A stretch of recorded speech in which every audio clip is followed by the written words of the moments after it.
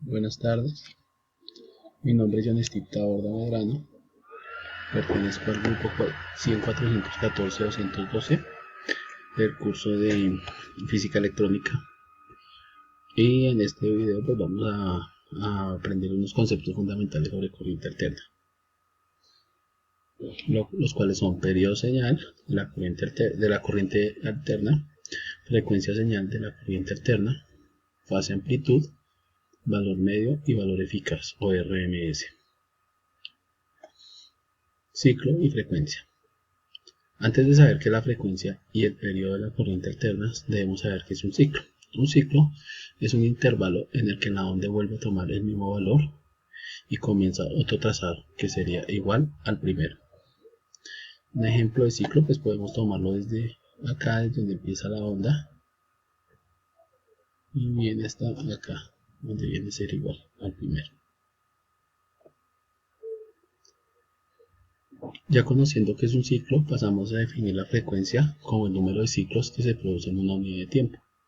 Estos están dados, o la frecuencia está dada por ciclos sobre segundo, y eso se mide en Hertz.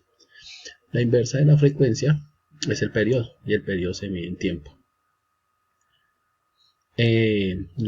Aquí tenemos algunos múltiplos generalmente empleados, son los siguientes: el kilohertz, que es 10 a la 3, megahertz, que es 10 a la 6, gigahertz, que es 10 a la 9.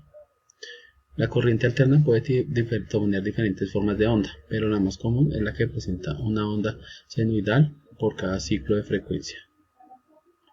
El periodo o señal, como lo vimos anteriormente, es el inverso de la frecuencia, y es el tiempo que demora cada valor del senoide de la corriente alterna en repetirse o cumplir un ciclo completo, ya sea entre el pico-pico, entre el valle-valle o entre el nodo, y esto se conoce como periodo. El periodo se representa con la letra T y es la inversa de la frecuencia. Entonces tenemos que el periodo es igual a 1 sobre la frecuencia.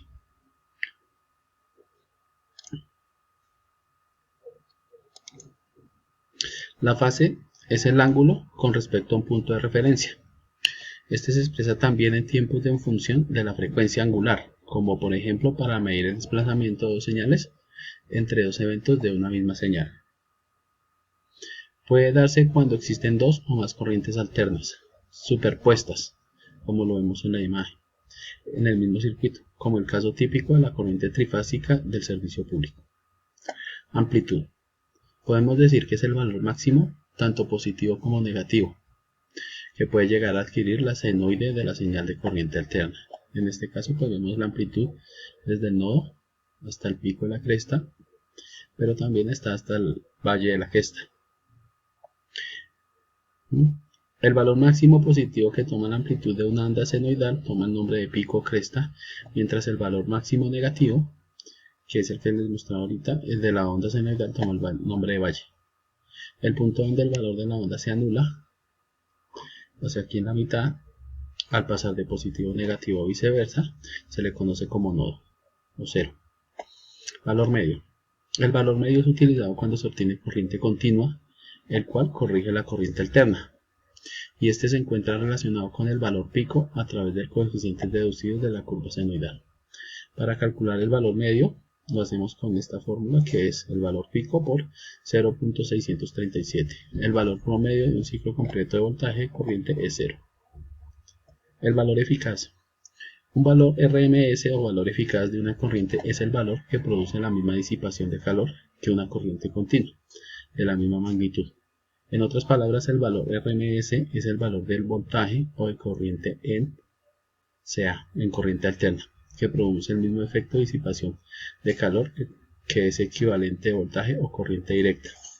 El valor RMS eficaz está dado por el valor pico por 0.707. Acá podemos ver el valor promedio. Acá podemos ver el valor eficaz. Y acá podemos ver el valor pico. Bueno, vamos a resolver la pregunta problema, que es un electrón libre Un electrón libre es aquel que está más alejado del centro del átomo, ¿sí? Que está, digamos, el átomo, acá hay varios electrones, y el electrón libre pues es el que está más alejado del átomo y es el que tiene la facilidad de pasar de un átomo a otro. ¿Sí? La importancia para la conducción eléctrica, pues en base a lo que vemos, que como es el que está más alejado del átomo, este permite viajar a otros átomos, ¿sí? Y esto determina las propiedades eléctricas de los átomos. Pueden ser desalojados fácilmente y convertirse en electrones activos, y así producen fenómenos eléctricos. Referencias bibliográficas: Hernández Martín, J.L., 2014. Electricidad, fundamentos y problemas de electrostática, corriente continua, electromagnetismo y corriente alterna, RAM. Editorial de tomado las páginas 460 a las 468, recuperado de la biblioteca de la UNAD. EcuRed, página web, corriente alterna, y tomado de HTTP, www.ecured.co, corriente alterna. Y así funciona.com, frecuencia en corriente alterna, recuperado